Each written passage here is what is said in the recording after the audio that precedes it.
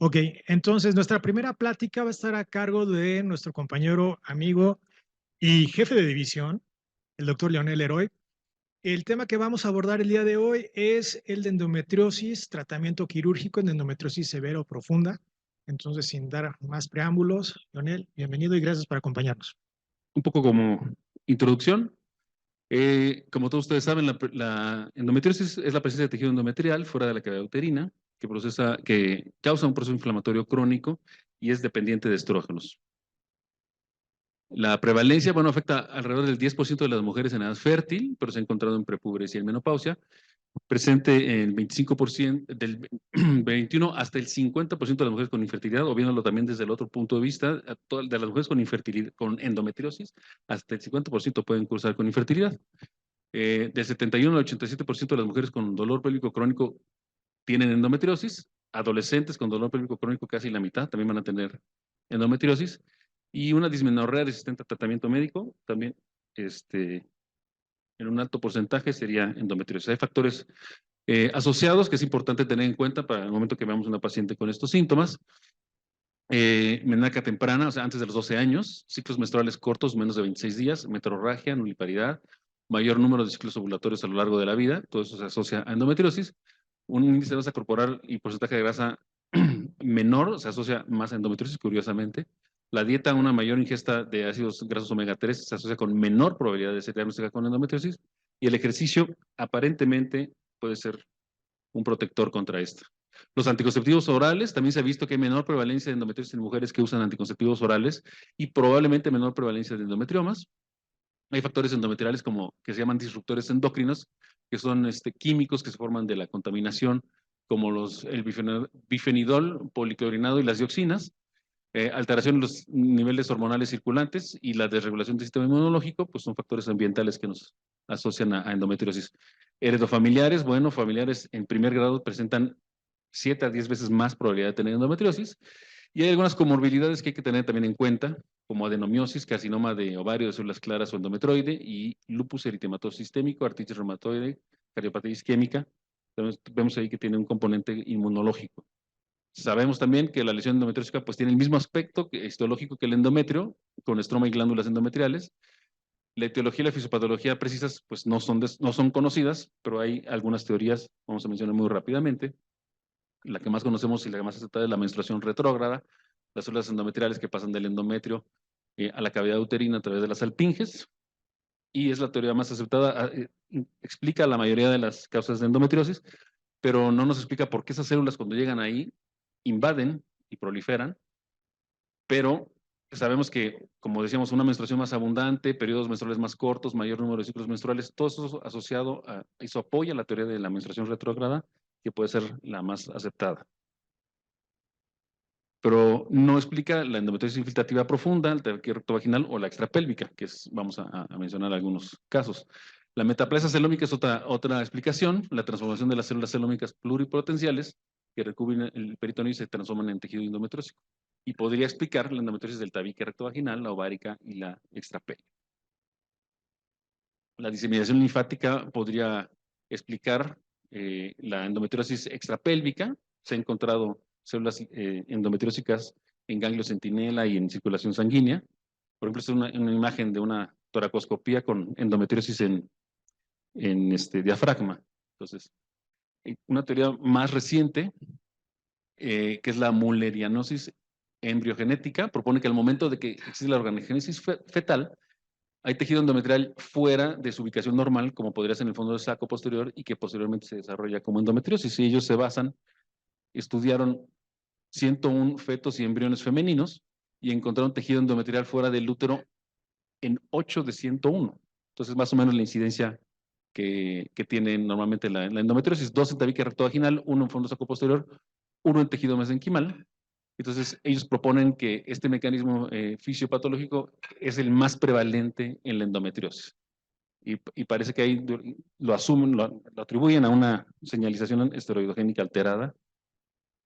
Son teorías. El sangrado uterino neonatal, que se presenta hasta en el 5% de las recién nacidas por deprivación hormonal, y esto podría explicar la presencia de endometriosis en mujeres prepúberes o esas endometriosis severas que vemos en las adolescentes.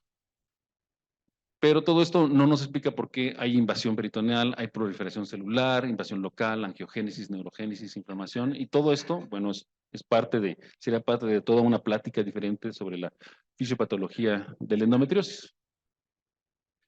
Entonces es una condición crónica, inflamatoria, multifactorial, de alta prevalencia, un 10% de las mujeres, con impacto en la calidad de vida y cuyo principal síntoma es el dolor pélvico, que puede ser cíclico, la dismenorrea, puede ser intermitente, por ejemplo, la dispareunia, o no cíclico o crónico. Entonces hay un ambiente inmunológico alterado, síntesis aberrantes de aromatasa local, apoptosis disminuida, factores genéticos, ambientales, alteración de las metaloproteinasas de matriz, y todo eso genera que se desarrolle la endometriosis.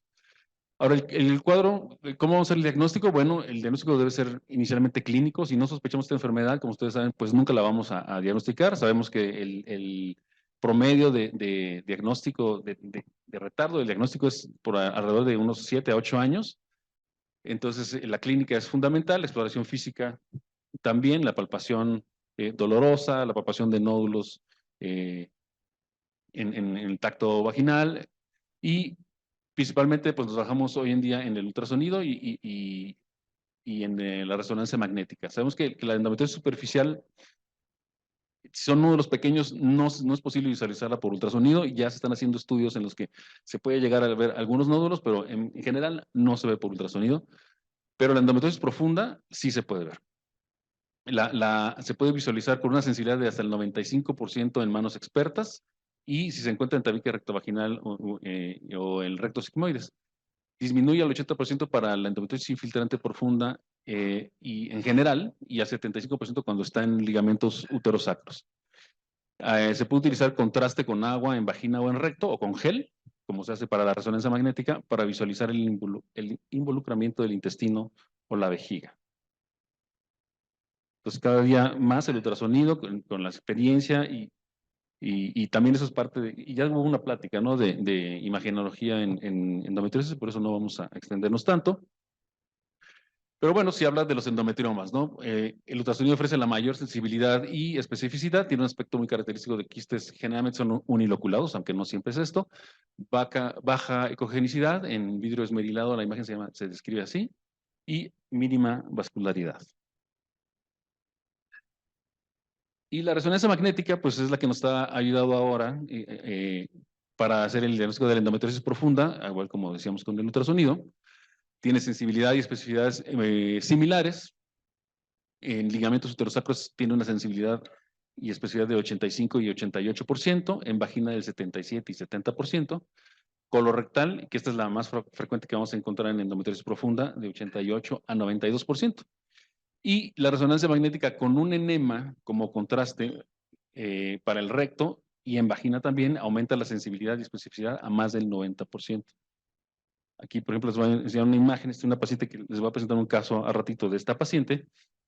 Endometriosis, miomatosis, este es el útero, tiene un mioma, tiene un nódulo retrocervical, pero en el momento en que se pone el contraste con el gel en recto, en vagina, y aprovechando vejiga, pues se ve que la pared del recto está respetada. Entonces esto es muy importante para distinguir y para decidir qué tipo de cirugía se va a hacer. Esto es muy importante, creo que parte así importantísima de esta plática es, antes de operar a una paciente en la que sospechamos que tiene endometriosis profunda o endometriosis severa, tenemos que tener un buen diagnóstico y entrar con la idea de la cirugía. No se vale entrar y ya entrando adentro, a ver, pues, ¿será que el intestino y será que le hablamos al cirujano y será que el urólogo? No. Tenemos que entrar con todo el plan y ya adentro a lo mejor hay cosas que no vas a hacer o hay cosas que pueden salir, pero normalmente tenemos que entrar con el plan quirúrgico desde antes. Una paciente bien estudiada. Vamos a hablar un poquito del tratamiento médico, aunque también la idea del tratamiento médico que creo que es importante que se quede en endometriosis es que nos sirve más en endometriosis severa postquirúrgico el tratamiento médico. Se lo vamos a dar a pacientes con dismenorrea severa incapacitante, hiperpolimenorrea, sangrado uterino anormal, dolor pélvico, como mencionamos, disquesis, estreñimiento, infertilidad, aunque sabemos que no mejora la infertilidad. Y si hay síntomas asociados, siempre vamos a ver que es frecuente encontrar migraña, asma, ansiedad, depresión, especialmente en endometriosis en adolescentes. Nada más unos comentarios, consideraciones sobre el tratamiento médico. Bueno, el diagnóstico clínico justifica el uso del tratamiento empírico. La respuesta al tratamiento no nos va a confirmar el diagnóstico necesariamente, y saber que es un tratamiento, como todos ustedes saben, supresor, no es curativo. No incrementa la fecundidad, no nos va a mejorar la infertilidad en los pacientes. No es útil para endometriosis profunda ni para endometriomas. Y bueno, vamos a depender de la edad de la paciente, la preferencia, los planes reproductivos, la severidad del dolor, para decidir qué tratamiento médico le vamos a dar. Y el objetivo del tratamiento médico es, pues, controlar el dolor, mejorar la calidad de vida, prevenir las recurrencias, aquí muy importante, como decíamos, después del tratamiento quirúrgico, preservar la fertilidad y, pues, probablemente reducir la necesidad de un tratamiento quirúrgico o postergarlo. Y nada más recordar que los AINES serían los de primera línea, aunque no hay una evidencia contundente de la efectividad, suelen ser efectivos para la dismenorrea primaria. También se consideran de primera línea los anticonceptivos hormonales combinados por al menos 3 periodos, con un registro estricto del dolor. Se sabe que disminuyen la dismenorrea, dispareunia y dolor pélvico crónico. Y algo que a mí me gusta utilizar también son los hormonales continuos, es decir, que no se interrumpan por 2 o 3 meses, y esto pues causa amenorrea, disminuye los síntomas, y se sabe que disminuye la recurrencia de endometriosis, dolor y endometriomas en pacientes posoperadas. Las progestinas serían la segunda línea de tratamiento del dolor en endometriosis, indicadas en la paciente que tiene contraindicada o que no tolera los anticonceptivos orales. No me voy a meter en la fisiopatología de las progestinas. La medroxiprogesterona funciona bien oral de 10 hasta 100 miligramos al día, o intramuscular cada 3 meses, es muy cómoda. Subcutánea cada 2 semanas también. Induce amenorrea, una respuesta clínica similar a los anticonceptivos, y también reduce dispareunia, dismenorrea, dolor pélvico crónico, igual que los análogos de gonadotropina coriónica. Importantemente, quiero mencionarles el Dienogest, y más hacia lo que mencioné anteriormente. En el tratamiento postquirúrgico de la endometriosis, su eficacia ha demostrado seguridad en estudios de más de 5 años, ha disminuido la recurrencia de endometriomas en este estudio, están las referencias, del 24% a 0% comparado contra manejo expectante. Entonces no podemos hacer una cirugía de endometriosis avanzada, endometriosis profunda o endometriomas, y no dar tratamiento postquirúrgico. Si va a ir a tratamiento para embarazarse, tiene que ir directamente, y si va a ir a un tratamiento, si no se va a embarazar en el momento, se tiene que dar tratamiento médico postquirúrgico para disminuir estos porcentajes, disminuir la recurrencia de endometriomas del 69 al 4% comparado contra placebo a 5 años, disminuir la recurrencia del dolor posterior a la resección de endometriomas desde del 12 al 0% contra manejo expectante en 5 años. Entonces, tampoco digo que sea la maravilla, pero es una muy buena opción que podemos tener. Y también algo que a mí me gusta mucho es el sistema intrauterino de levonorgestrel, el Mirena, que además de los mecanismos de acción de las progestinas, se ha visto que tiene un mayor efecto apoptótico en los implantes endometriósicos. Reduce el dolor pélvico en general y en la endometriosis profunda, y después de los análogos de GnRH fue el mejor tratamiento para reducir el dolor pélvico, pero la ventaja es que se puede utilizar por mucho más tiempo. Los análogos sabemos que los utilizamos normalmente de 3 a 6 meses. Si se necesitan más meses, pues hay que dar estrógenos, y reduce significativamente la recurrencia del dolor pélvico después de cirugía, ¿no? Esa es como que la idea del tratamiento médico en endometriosis avanzada, es su utilidad más postquirúrgica. Igual los análogos de GnRH, normalmente se recomiendan como tratamiento postquirúrgico, casi nunca los usamos como tratamiento previo si tenemos un diagnóstico de endometriosis, rara vez usamos los análogos de GnRH previo a dar una cirugía, a hacer una cirugía, y se debe preferir su utilización después de los 17 años para que no interfiera en el desarrollo óseo. Y como les decía, se dan por 3 a 6 meses o hasta 1 año, pero hay que agregar estrógenos. Últimamente también se han utilizado los antagonistas de GnRH, el Agolix, que está autorizado desde el 2018 para manejo de dolor pélvico por endometriosis. Es segunda línea cuando los hormonales no funcionan. Y hay poca evidencia en relación a la duración del tratamiento. Se considera que es igual que los análogos de GnRH, habría que dar estrógenos como ADVAC para prevenir la disminución ósea. Son adecuados en el tratamiento de la dismenorrea, pero por debajo de los anticonceptivos orales y de los análogos de GnRH, pero resultó superior a la medroxiprogesterona, y debemos agregar estrógenos cuando los estemos utilizando. También se han utilizado los inhibidores de la aromatasa. Sabemos que las células endometriósicas producen su propia aromatasa y sus propios estrógenos locales. Se han utilizado letrozol, anastrozol. Solo se recomiendan cuando hay dolor refractario a todo lo demás que hemos utilizado por endometriosis severa o profunda, y se pueden administrar en combinación con anticonceptivos orales, progestinas o agonistas de hormona de GnRH. El tratamiento quirúrgico, que sería el indicado cuando tenemos el diagnóstico de endometriosis avanzada, endometriosis profunda, se indica cuando el dolor no responde al manejo médico, cuando hay infertilidad, cuando los endometriomas son sintomáticos y o son mayores a 3 centímetros, y el abordaje de elección es la laparoscopía, por supuesto, y la laparoscopía se tira con robot, pues en casos en los que las disecciones son complejas. Un poquito de recordatorio sobre las clasificaciones, porque pues, estamos hablando de endometriosis severa, y dices, bueno, ¿cuándo es endometriosis severa? De acuerdo a la Asociación Americana de Medicina Reproductiva, tienen una clasificación que ya tiene bastantes años, la última revisión es como del 97, pero es la que más utilizamos. Se valora en puntos, entonces, dependiendo de si la endometriosis es superficial o profunda en el peritoneo, pues se da una cantidad de puntos de acuerdo a lo que el cirujano pues ve y considera. También en ovario, en fondo de saco posterior, y bueno, se va dando un puntaje. Arriba de 16 puntos ya es moderada y arriba de 40 puntos es severa. Tiene correlación más con la infertilidad que con el dolor o con los síntomas de endometriosis. Y pues se ha utilizado por mucho tiempo. Es una clasificación quirúrgica, básicamente, ¿no?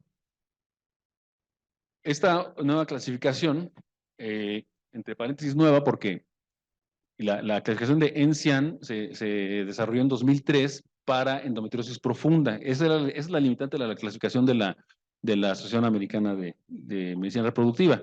No menciona sobre la endometriosis profunda.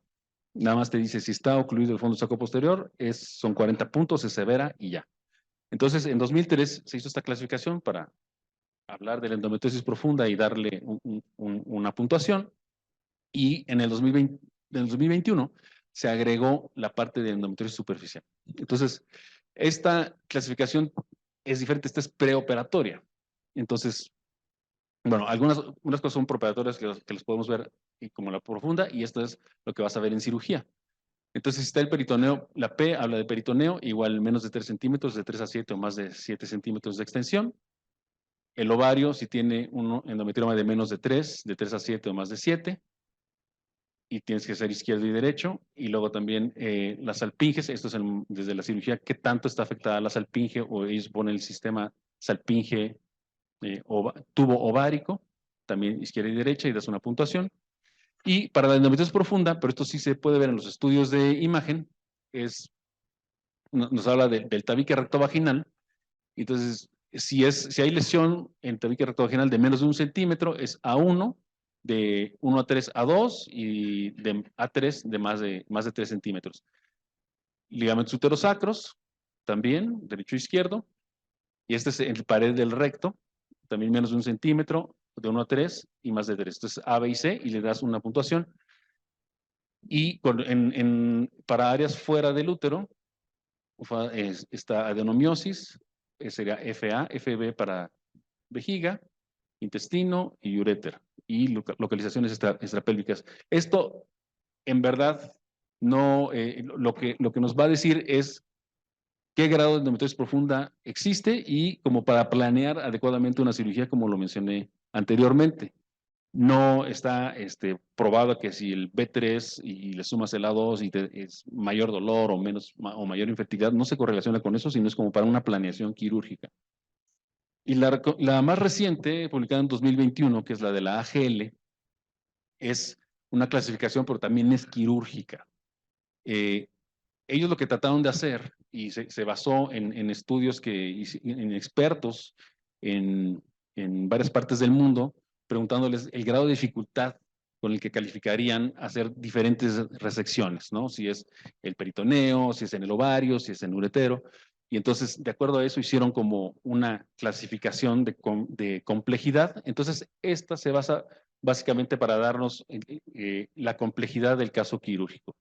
Entonces, también igual se va clasificando el tamaño de las lesiones superficiales en vagina, en ovario, en uréter izquierdo y derecho, en las alpinges, la oclusión del fondo saco posterior, las lesiones en recto, y da una puntuación. Y sí vieron, ellos después aplicaron y ya validaron que sí, efectivamente, entre más avanzada sea la etapa, de acuerdo a los puntajes, menos de 8, de 9 a 15, 16 a 21 y más de 21, se correlaciona con la complejidad de la cirugía. Entonces, esto sirve para diferentes propósitos. Uno, para planear la cirugía, otro para, bueno, para informar a la paciente de la complejidad que puede tener, y además, pues para que los seguros paguen esa complejidad, porque resulta que los seguros, tú ves en endometriosis y ya dicen, pues endometriosis te pago tanto, pero no es lo mismo operar endometriosis superficial que endometriomas, que endometriosis a nivel del recto, sigmoides. Entonces también se usa para poder tabular mejor nuestros procedimientos. El problema no se ha validado como una clasificación prequirúrgica, eso es lo que se está buscando hacer ahora, que sea una clasificación que se pueda validar como prequirúrgica sobre la complejidad. Entonces ya vamos a hablar ahora de tratamiento quirúrgico. Este tipo de cirugías, de endometriosis avanzada, endometriosis profunda, endometriomas, debe ser realizada por un grupo de médicos multidisciplinario con experiencia en la cirugía laparoscópica. Una buena valoración prequirúrgica es esencial para planear la cirugía, a fin de evitar encontrarse con situaciones que no pudieran resolverse en ese momento. El objetivo de estas cirugías es hacer una cirugía bien hecha y no tener que volver a entrar. La oportunidad y calidad y extensión de la primera cirugía son determinantes, y es recomendable estadificar a la enfermedad de acuerdo con las diferentes clasificaciones, desde el punto de vista reproductivo, como ya hablamos, desde la endometriosis profunda y ahora la AGL. O sea que ahora tenemos más trabajo y no sabemos cuál es la que más nos va a dar la información, pero les puedo decir que la de ENSIAN es bastante útil como para planear la cirugía. La endometriosis en etapas no avanzadas de la ASMR son lesiones peritoneales superficiales, lo que se recomienda también, bueno, ováricas o adherencias laxas y densas, y se recomienda la resección de estas lesiones y no solamente la ablación, que es como lo que tradicionalmente se hacía en el pasado. Hoy en día hay que resecar todas las lesiones cuando sea posible. Respecto a los, voy a hablar ahorita así como todo en general y después voy a mostrarles algunos ejemplos. El tratamiento quirúrgico de los endometriomas, pues los endometriomas per se van a afectar la reserva ovárica. Tristemente, la cirugía puede causar más daño, lo cual debe tenerse en cuenta cuando vamos a decidir a quién vamos a operar. Entonces, las opciones quirúrgicas son: drenamos el endometrioma, hacemos ablación de la cápsula con energía, la que quieran, generalmente bipolar, o hacemos una resección, una extirpación de la cápsula en su totalidad. Sabemos que si hacemos resección vamos a disminuir un poco más la reserva ovárica. Entonces, tenemos que individualizar a nuestras pacientes. Si hacemos una resección con toda la cápsula, hay menor recurrencia del endometrioma y de los síntomas. Hay mayores tasas de embarazo espontáneo, que son similares a las que se logran con fertilización in vitro cuando se hace la ablación. Entonces, la indicación se debe individualizar, ¿no? Si la sintomatología principal es dolor, dismenorrea y dispareunia, es mejor hacer la resección. Si el endometrioma es de más de 3 centímetros, porque si es de menos de 3 centímetros, a lo mejor prefiero hacer un tratamiento de in vitro o de preservación de la fertilidad congelando los óvulos y después hacer la cirugía. Y si el endometrioma es de más de 3 centímetros, pues me va a costar trabajo hacerla in vitro, entonces mejor puedo explicar a la paciente: te voy a hacer una cirugía, voy a drenar el endometrioma, voy a quemar por dentro de la cápsula, te voy a hacer la in vitro y a lo mejor te tengo que operar después. Entonces, hay que individualizar, porque a lo mejor la paciente dice: no, a mí opérame una sola vez. Entonces, todo eso lo tiene que saber la paciente. Y hablando de la endometriosis infiltrativa profunda, bueno, esta puede afectar vejiga, pared lateral con involucro o no de los uréteres, ligamentos urosacros, intestino, tabique rectovaginal o pared del colon intestino delgado. La resección de este tipo de lesiones requiere gran destreza quirúrgica y experiencia, amplio conocimiento de la anatomía, como les dije, un equipo multidisciplinario de ginecólogos, cirujanos y con cirujanos con experiencia en cirugía de colon recto y de urólogos también, o de uroginecólogos. Hemos operado también, ahorita van a ver uno de esos. La endometriosis infiltrativa profunda colorectal es la más frecuente. Los nódulos se pueden encontrar a lo largo del recto sigmoide, ya sea cercanos al esfínter anal. Entre más cercanos, más difícil y más riesgo en la cirugía de complicaciones, o hasta la parte baja del sigmoides. Los síntomas se confunden con los de endometriosis leve o moderada localizada en otros sitios. Suele ser disquesia cíclica, estreñimiento cíclico, distensión, diarrea, tenesmo. Es por eso que nos basamos en los estudios de ultrasonido y de resonancia magnética para decidir finalmente si existe este tipo de lesión profunda. Dependiendo del tamaño y la localización de las lesiones, se resecan cuando están en intestino, cuando están en el sigmoides, pues puede ser un rasurado. Si las lesiones son superficiales, que no llegan a la luz intestinal, en general que no tienen más de 6 milímetros de profundidad, se puede hacer un rasurado. Si los nódulos son de más de 3 centímetros, se recomienda una resección discoide. Y las resecciones segmentarias, o el entero anastomosis, son lesiones de más de 3 centímetros y comprometen más del 40% de la luz intestinal, o que hay una invasión hasta la muscular interna. Entonces, como les dije, las complicaciones postoperatorias, y esto lo tiene que saber la paciente, lo tenemos que saber nosotros y lo tiene que saber la paciente, son fuga de la anastomosis, abscesos pélvicos y fístulas, y se reportan series pues, con esta gran variabilidad. Por eso tenemos que operar con personas que tengan la experiencia en este manejo de cirugías. Entonces voy a ahorita presentarles algo, vamos a ir como que de lo sencillo a lo más complejo. Este es endometriosis, pues es superficial en esta parte de la fosa ovárica derecha. Entonces, tal vez lo que se pudo haber hecho es nada más hacer ablación de las lesiones aquí endometriósicas que se veían, pero si tenemos la posibilidad y el conocimiento para hacer una resección que no es compleja, pues hay que hacerla. Hay que tener cuidado. Aquí tenemos el uretero derecho, entonces hay que tener cuidado. Utilizar, pues, con cuidado la energía y donde se pueda utilizar nada más tijera. En frío esta tijera no tiene energía ni monopolar, ni bipolar, ni de ninguna. Entonces vamos haciendo la hemostasia con el bipolar cuando se necesita y vamos haciendo después la resección. También había algo de endometriosis en la parte medial al uretero, y también pues hay que hacer una resección muy superficial en este lado. Esta paciente tenía infertilidad y mucho dolor pélvico, pues, predominantemente del lado izquierdo, y van a ver como el lado izquierdo, este es un quiste paratubario, que no es nada, pero de este lado tenía un nódulo profundo y un endometrioma.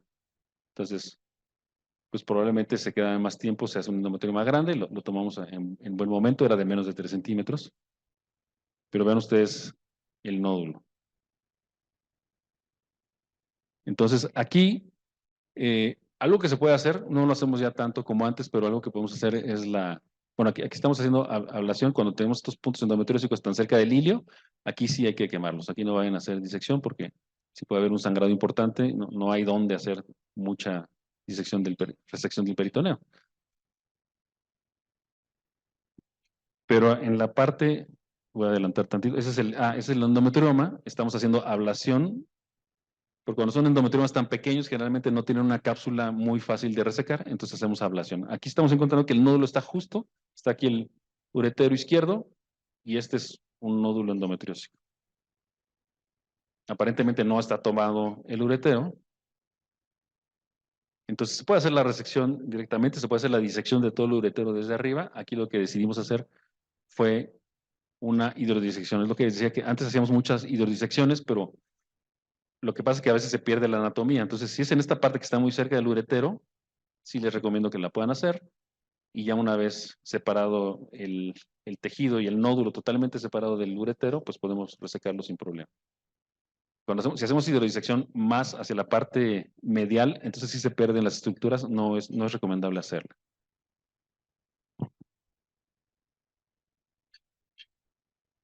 ¿Cómo hago para?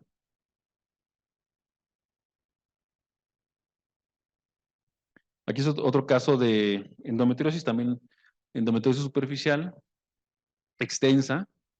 En este caso, lo que les quiero mostrar, aquí la paciente, predominantemente el síntoma era dolor. A veces para hacer estas resecciones de endometriosis, así que no parece tan grave el caso, pero es muy extensa.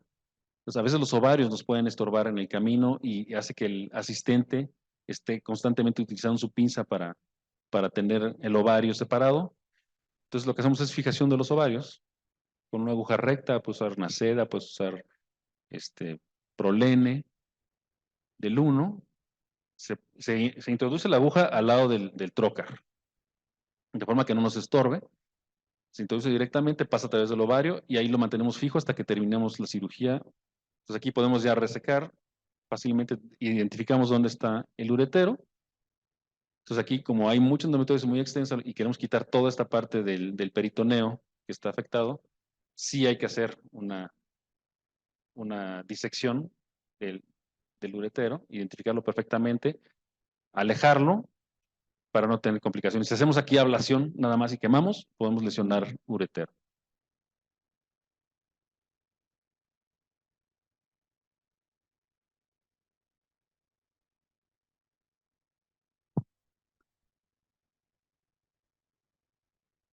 Ahí vamos disecando.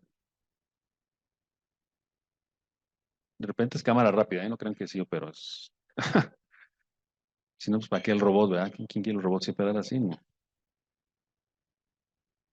Entonces ahí, mira, resecamos todo el peritoneo.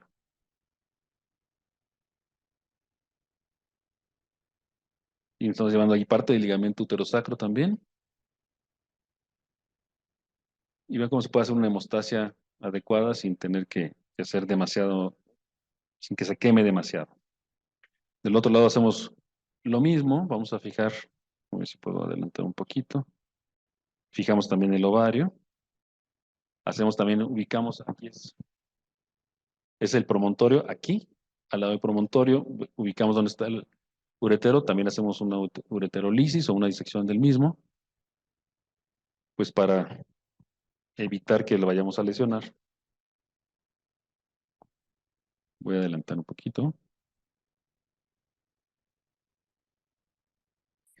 Y finalmente, quitamos la cápsula del endometrioma.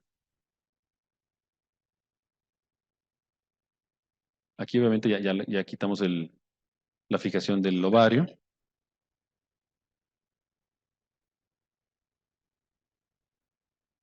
Tratar de utilizar el mínimo de energía posible para no disminuir aún más la reserva ovárica.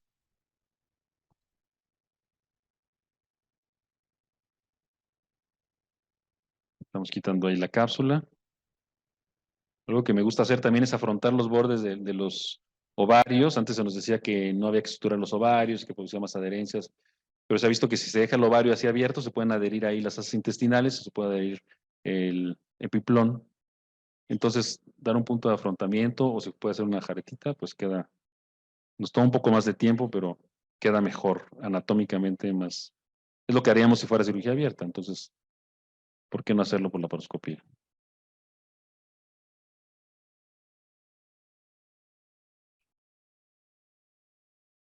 Así es como queda la resección.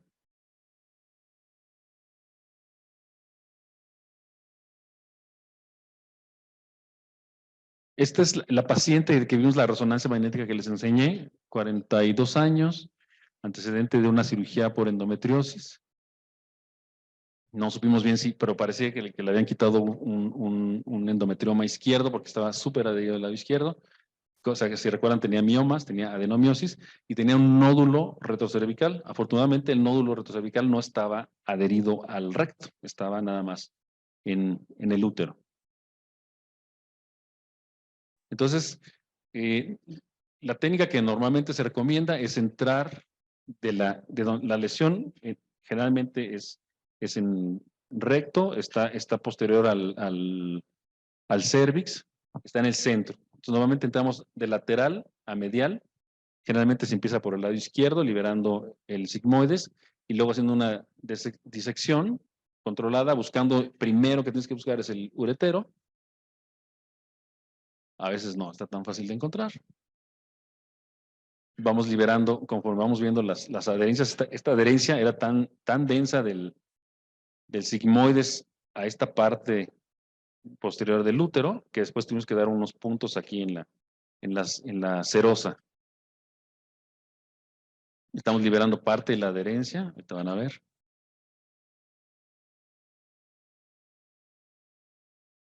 Y esta paciente la estábamos preparando para un ciclo de in vitro con donante, ¿no? Tiene 42 años y tenía baja reserva ovárica. Aquí al hacer la disección del sigmoides, lateralizando, bueno, no más bien colocándolo hacia la parte medial, encontramos ya nuestro plano de las adherencias y entonces ahí podemos ya liberarlo totalmente y asegurarnos, lo que estamos tratando de asegurarnos aquí no es una cirugía en el colon, sino dejar los ureteros, el uretero izquierdo libre. Ahí está. Para después trabajar en el nódulo. ¿Cómo vamos de?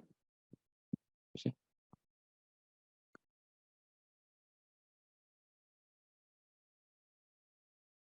Vamos a hacer lo mismo bueno, aquí estamos identificando, aquí se palpa. Este nódulo que es el que vamos a resecar ahorita, tal vez en otra situación, aquí estamos haciendo una salpingectomía. En otra situación hasta lo hubiéramos dejado, si no hubiéramos tenido una resonancia magnética que nos dijera que estaba ahí el nódulo y que era lo que le causaba la dispareunia más intensa, pues probablemente no lo hubiéramos visto durante la cirugía. Aquí identificamos otra vez el uretero del lado derecho.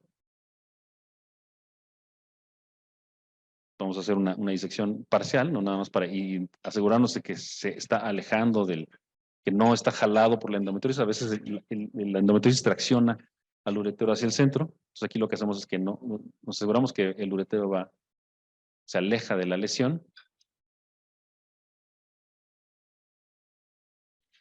Y entonces sí, ahora a quitar la lesión. Esta fue más por la sintomatología, porque después de esto que no está aquí en el video, quitamos 2 miomas. Pues, pero esta era por la molestia, el dolor que la paciente tenía. Vean cómo de repente va a empezar a salir el contenido achocolatado ahí está, de la endometriosis, y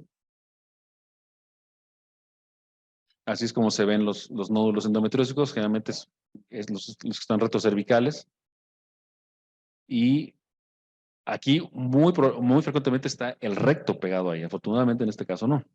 Estos nódulos tienden a sangrar. Generalmente cuando encontramos ya un plano que no sangra, estamos ya en tabique rectovaginal y es donde termina, hasta donde se llega a la disección.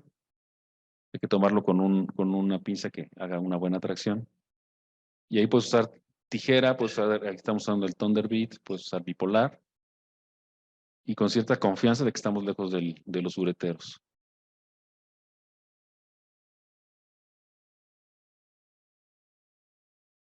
Estamos ahí el nódulo más grande. Aquí quedaba un pedacito del lado izquierdo.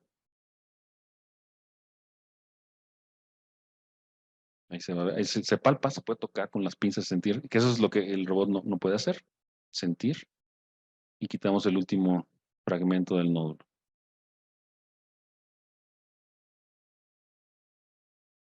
Ya casi acabamos.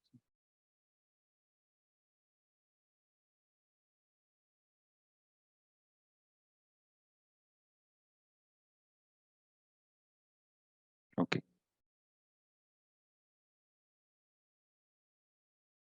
Aquí tengo 2 más. Voy a apurar. Lo voy a...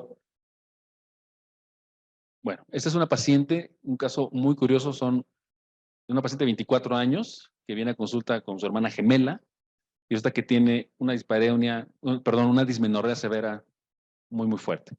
Y la hermana gemela ahí sentada dice, pues yo nunca he tenido eso. A ultrasonido encontramos 2 endometriomas, le hice la laparoscopía. Esta me acuerdo muy bien porque fue además cuando empezaba la pandemia. Y bueno, encontramos ahí te van a ver el otro endometrioma, este endometrioma del ovario derecho. Curiosamente, después de esa cirugía, a la hermana como que le empieza a dar un poquito de dismenorrea. viene unos meses después, le hago ultrasonido y hagan de cuenta exactamente lo mismo. La cirugía fue muy, muy parecida, impresionante. La única diferencia entre las dos es que una tenía más síntomas que la otra. Las dos están ahorita con Mirena y pues advertidas de que la posibilidad de embarazo es difícil, de que son candidatas a in vitro, son candidatas probablemente a preservación de la fertilidad con congelación de óvulos. Y voy a adelantar un poquito, es que quiero que vean el otro. Aquí estamos quitando la cápsula del ovario derecho.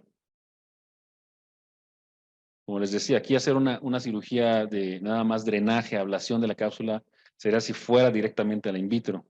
Pero esa es una cirugía que queremos no volver a entrar en esta paciente. Entonces tenemos que resecar lo más que podamos de la endometriosis para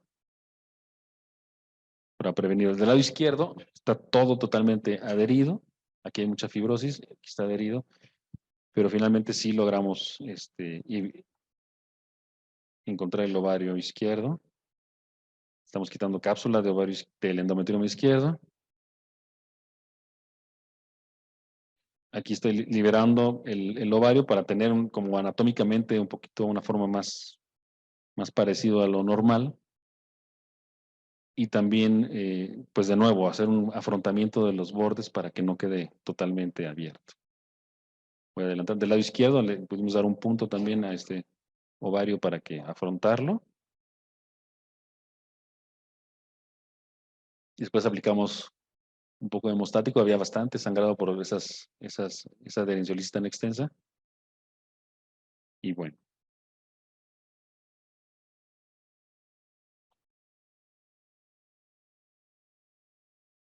A mí me gusta aplicar y luego un poco de solución.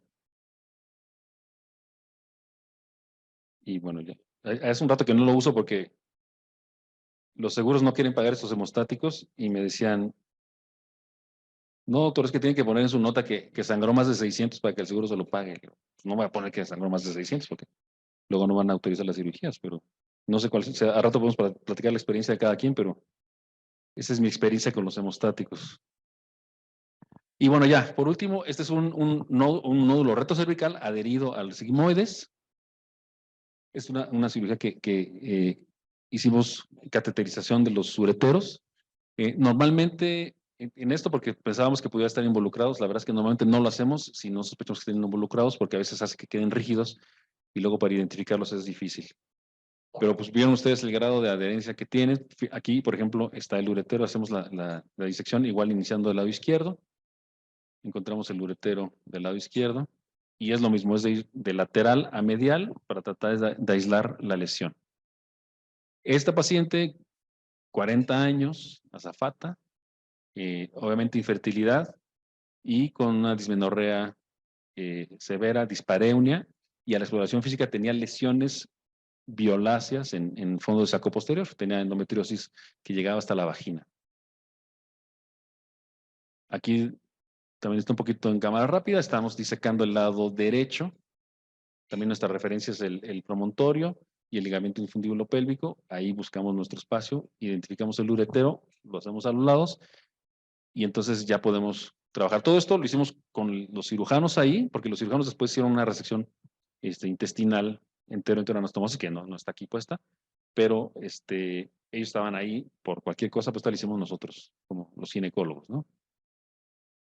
Entonces, aquí ya identificamos el uterosacro, ahí se vio cómo está pinzado el uterosacro del lado derecho. De aquí no, de aquí veo mejor. Ahí estamos disecando el recto, bajando lo más que se puede hasta encontrar el nódulo y tratando de separar el nódulo. Cuando ya llegamos a donde está el nódulo adherido a la región rectocervical, entonces cortamos sobre el nódulo. Generalmente te recomiendan que se corte como a la mitad, para que quede parte del nódulo en recto o la mayor parte en recto. Pero en este caso, como sabíamos que el nódulo llegaba a vagina a la pared y la atravesaba, entonces íbamos a tener que resecar parte de vagina. La mayor parte del nódulo, prácticamente todo el nódulo se quedó del lado de la vagina. Ahí estamos cortando.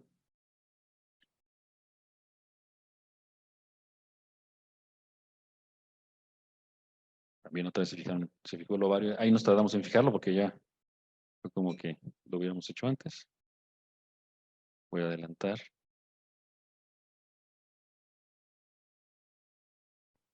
Es que, espera, quiero enseñar. Ahí es donde se ve ligamento uterosacro derecho, el nódulo y el izquierdo. Y entonces eso es lo que va a salir, eso es lo que se va a resecar. Entonces, obviamente ya tomas el uterosacro con toda seguridad, porque aquí está el uretero. Y hay que irlo despegando. Ahí también uretero derecho, entonces ya tomamos uterosacro derecho. Y se reseca en su totalidad. La localización más frecuente es de este tipo de lesiones es en uretero y en el colon, en el recto sigmoides retrocervical. Ahí ya se ve, aquí está el ligamento, el derecho, ligamento uterosacro derecho izquierdo, y entonces ya encontramos aquí la pared vaginal, ahí se empieza a ver el inmovilizador. Y prácticamente sale como en una sola, si se puede hacer, es lo mejor, en una sola pieza, los dos ligamentos y el nódulo.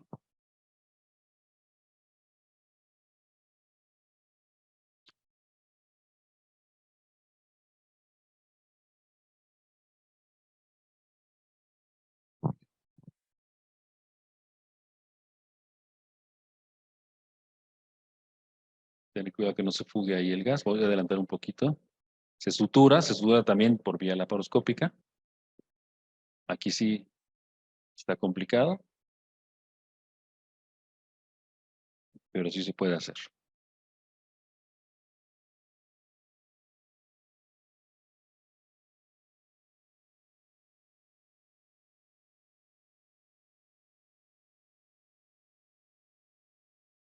Y ahí el cirujano valora que ya no haya nódulo en recto y después ellos ya hicieron su parte. Bueno, quitamos también un endometrioma, pero en aras de tiempo me voy a adelantar. Bueno, entonces el diagnóstico de endometriosis es difícil si no se sospecha. Los síntomas cardinales del endometriosis son dolor pélvico crónico e infertilidad. El tratamiento médico se utiliza para tratar el dolor, pero no es útil para la infertilidad. El tratamiento quirúrgico se indica cuando el dolor es incapacitante o ya no responde al tratamiento médico. Y por supuesto lo que dijimos de individualizar cada caso. Y el tratamiento médico postquirúrgico reduce la tasa de recurrencia de la endometriosis, del dolor y de los endometriomas. Muchas gracias de nuevo a la sociedad y al doctor Luis Romero por la invitación.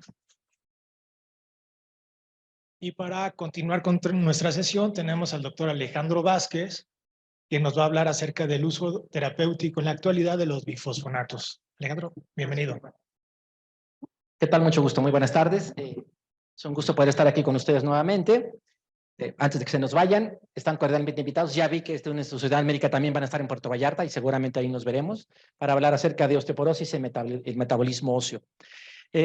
Cambio radical, por supuesto, estamos hablando de la endometriosis, que además siempre se aprende, yo hay cosas nuevas que había visto. Y además, muchas gracias, doctor, porque vi que escuché que además de darle tratamiento, respetaba el hueso. Entonces, la verdad es que está muy padre este asunto.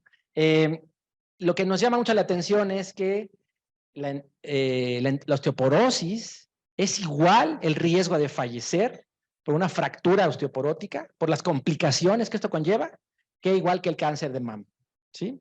Evidentemente esto sin duda cambia mucho nuestra perspectiva, porque 8 de cada 10 mujeres tú le preguntas de qué crees que se va a morir y cree que es de cáncer de mama cuando es infinitamente más riesgoso el infarto al miocardio o las complicaciones. Y de aquellas pacientes que se fracturan y que van a la cama postradas en cama al primer año, 2 de cada 10 ya están falleciendo, ¿sí? Soy egresado del Hospital General de México, pero además soy amigo de ustedes, no tengo ningún conflicto de interés. Esta charla, por supuesto, está patrocinada por el laboratorio, pero todo lo van a ver ahí en referencias bibliográficas hablando justamente de las actualidades que tenemos hoy día como opciones terapéuticas para la osteoporosis. Vean cómo, dependiendo de la referencia, pero el más o menos números generales, el 60% de nuestra población mexicana arriba de los 60 años van a estar contando con una osteopenia, ahora llamada baja masa ósea.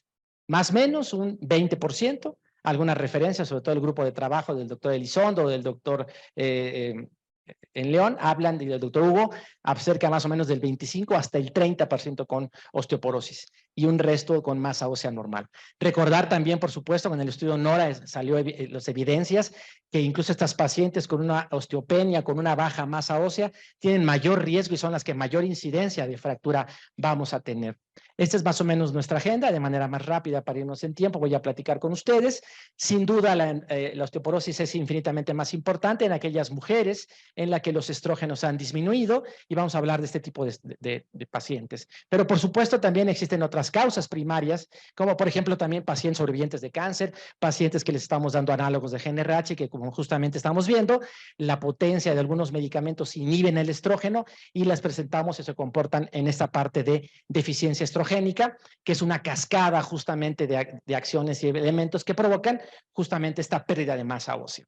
Como médicos de primer contacto, ginecólogos y de pronto también médicos, vemos más a estas pacientes en la etapa de la menopausia y es la que más número de pacientes tiene, justamente por este pequeño desbalance, desajuste en la formación y resorción ósea, que hace que nuestras mujeres incrementen este proceso de pérdida de masa ósea, técnicamente más importante de los primeros 5 años, que hace que se pierda incluso hasta el 5% de la masa ósea, pico que logramos promedio hasta los 32 años. Y justamente lo que definimos como la ventana de oportunidad para tratamientos hormonales y si no, bueno, para tratamientos estrogénicos, además de los antirresortivos. Recordar que el hueso es un tejido óseo que está en constante recambio con un proceso de resorción, formación y reposo. Sin embargo, el proceso de envejecimiento por esta disminución hace que la capacidad de las microfibras y de estas conexiones no permitan la mejor distribución de la carga, y entonces no solo en este hueso trabecular, también el hueso cortical, hacemos huesos infinitamente más débiles y empezamos a tener incluso pequeñas horadaciones y la capacidad de esta carga es evidentemente terrible. Recordar que no es tan malo, pero lo hemos tratado de enseñar así, como el osteoclasto, que es el malo de la película, no lo es tanto. Necesitamos justamente que llegue para hacer un hoyo y que venga el osteoblasto para justamente con el mecanismo de la osteoprotegerina tratar de llenar estas lagunas y formar un mejor hueso. Sin embargo, llega la menopausia y el osteoclasto se sindicaliza, ya no quiere trabajar el osteoblasto y el osteoclasto sigue sacando masa ósea. ¿Qué es lo que tenemos hoy día como mecanismos de función para estos antirresortivos? Pues el medicamento llega, se mete al hueso, engañamos al osteoclasto y el osteoclasto se lo come. Y lo que estamos logrando es que esta capacidad que tiene para hacer estas lagunas, su capacidad de poder hacer de pronto hoyos disminuya e incluso se muere, justamente lo que estamos hablando como una apoptosis. Y esto nos ayuda justamente a que al inhibir esta resorción que estaba en esta balanza indicada hacia mayor resorción de formación, también con todas estas capacidades de mejorar la microarquitectura trabecular y también estas zonas de resorción, logramos, como todos los medicamentos antirresortivos, una disminución del riesgo de fractura.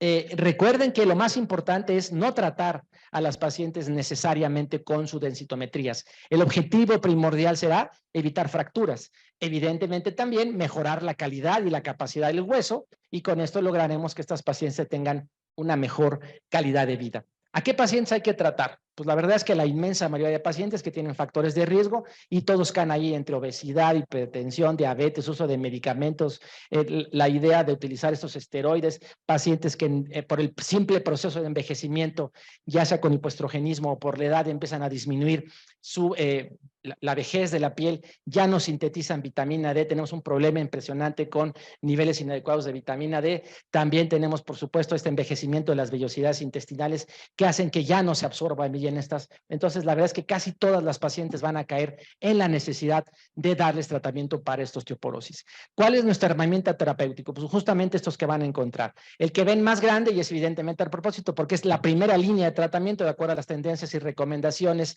de las sociedades internacionales, será el uso de los bifosfonatos. Y justamente me voy a dedicar un poco a hablar acerca del bifosfonato. Todos estos los tenemos, el que está patrocinando la charla es el ivandronato y estamos hablando hoy día que dependiendo por supuesto del año en que fueron descubiertos y de la capacidad de pronto de algunos cambios estructurales a nivel bioquímico, habla de esta potencia que tenemos. Hoy día el ivandronato sin duda es uno de los más potentes que tenemos a nivel de vía oral, arriba o un poquito abajito, pero del ácido solendrónico, que es a nivel intravenoso. ¿Qué es lo que está pasando con los estudios que llamamos estudios pivote? que son los que se hacen y se permite justamente el lanzamiento a través de la FDA. Pues en este estudio pivote de hace muchos años, no estamos hablando de 2000, más o menos 5, 2006, sale este producto en donde se utiliza de manera diaria, como el resto de los antirresortivos que se utilizaban justamente en ese tiempo. En este estudio justamente lo que se habla es del beneficio de la disminución del riesgo relativo, tanto en fracturas, recuerden, divididas en fracturas vertebrales y en fracturas no vertebrales. Las no vertebrales son las de cadera. Pero también recuerden que la más importante, y es la cascada de justamente efecto dominó de otras fracturas, es la fractura vertebral. Entonces, técnicamente a la que tendríamos que dirigirnos básicamente es fractura vertebral. Tristemente, en México solo estamos diagnosticando 1 de cada 3 fracturas a nivel vertebral. La reducción del riesgo relativo justamente en esta administración diaria fue muy importante y también, por supuesto, en fracturas no vertebrales. Por supuesto, alguien podrá decir, y me adelanto a la pregunta, aquí se hizo un estudio post-hoc y solamente se utilizaron en el grupo de estudio de pacientes que tenían una densitometría central más baja, es decir, donde tendríamos el efecto del medicamento. Entonces, también funciona justamente para reducir fracturas no vertebrales, esto es de cadera. Sin embargo, bueno, con el tiempo, por supuesto, mientras más tiempo se utiliza, el medicamento funciona, porque se deposita ahí, logramos justamente evitar esta resorción ósea y logramos un beneficio importante. Sin embargo, se hacía una administración oral y en esta playa de artículos que sucedían, justamente surge el estudio mobile o móvil, como quieran decirle, y en donde vemos la eficacia de la administración, en vez de administración diaria, una administración mensual. Y también se ve que el efecto justamente comparado entre el mismo ivandronato administración diaria y el ivandronato administración mensual tenía incluso mejores beneficios en cuestión de disminución de riesgo de fractura. Como conclusión, la eficacia, por supuesto, es muy alta, con un 62% de riesgo disminuido de fracturas vertebrales, también les platicaba de fracturas no vertebrales, y la gran ventaja que la administración vía oral mensual les da una mayor seguridad y tolerabilidad a las pacientes. Y si lo comparamos con los otros estudios que han sido pivotes justamente para otras opciones que tenemos, que es el alendronato y el risendronato, ha demostrado ser infinitamente mejor. Ahora, nos guste o no, y los pacientes que vemos, que tratamos pacientes con osteoporosis, vemos que es muy difícil esto que llamamos el apego y la adherencia al tratamiento. Tristemente, porque la paciente con osteoporosis no siente ninguna diferencia tomándose el medicamento que no tomándoselo. Yo les digo que lo mejor, tristemente, que le puede pasar a una paciente es que se fracture algún familiar, vecina o comadre, porque eso sí, se da cuenta de lo devastador que puede ser estar postrado en cama. Pero cuando no, pues se tome su pastilla, no, la verdad es que se siente bien. A diferencia, por ejemplo, que le das un tratamiento para su endometriosis, ahí sí le quita el dolor de manera espectacular. Pero doña Tencha, mi paciente imaginaria, se toma su medicamento, pues se siente igual y está gastando. Entonces, no está tan fácil hacer que estas pacientes tengan una buena, adecuada o adherencia. Hay estadísticas tristes, por ejemplo, en México, que incluso pacientes que pagan la consulta de su médico particular, que están haciendo un esfuerzo en donde técnicamente se les dijo la importancia de la osteoporosis, del riesgo de fracturas, les hacen un cálculo de FRAX y sabe esta paciente que se va a fracturar, solamente del 30 al 35% está cumpliendo con su receta a los 6 meses. Y esto tenemos, por supuesto, problemas de que no se lo toman, que la comadre no les dice, que les dice que eso no funciona. Entonces, evidentemente estamos viendo que este apego a este tratamiento no funciona. Y si estamos diciendo, y esa es la importancia de hablar que es una enfermedad crónica, tristemente pocas veces produce síntomas, es asintomática, entonces de ahí la importancia de lograr un mejor apego al tratamiento. ¿Cómo se logra? Pues la verdad es que el mejor apego al tratamiento se hace con tratamientos justamente mensuales. Es decir, si de pronto a las pacientes les preguntas, ¿qué le gustaría tomar? ¿Un tratamiento diario, uno semanal o uno mensual? Pues las pacientes responden en estos artículos y en estos estudios que prefieren, por supuesto, tomarse el tratamiento mensual. Y justamente surge estos estudios, porque ahora demuéstralo. Ahí está la evidencia científica en el VALTO 1 y en el VALTO 2, en donde la presencia de tratamiento mensual, las pacientes se sienten más contentas, más a gusto, convenientes y preferencia a su uso diario, ¿sí? Entonces, sin duda tenemos un hándicap importante en explicarles el riesgo, convencerlas de la importancia del tratamiento, pero además el costo, pero además la posología que sea fácil, adecuada y que nosotros logremos, por supuesto, resultados exitosos. Me sentiría muy contento y mensajes para llevar a casa en donde hablemos que el tratamiento, así como la cirugía hace rato, tiene que ser necesariamente integral. Tristemente no tenemos osteoporólogos En esta dinámica de la osteoporosis, ahí participamos ginecólogos, médicos familiares, reumatólogos, ortopedistas, endocrinólogos, rehabilitólogos. Todos estamos participando ahí, en donde justamente la idea es que es un tratamiento interdisciplinario, permanente, en donde el objetivo principal sea evitar fracturas y mejorar la calidad de vida de nuestras pacientes. Sin duda, vienen medicamentos novedosos que estamos teniendo hoy día, que son osteoformadores, incluso hasta anticuerpos monoclonales. Pero no hay que olvidar que la primera línea de tratamiento, hoy día las tendencias siguen diciendo que son justamente los antirresortivos. Con esto agradezco la presencia de ustedes, su atención y sobre todo ser el que está cerrando al final porque ya están cansados. Muchas gracias. Buenas tardes.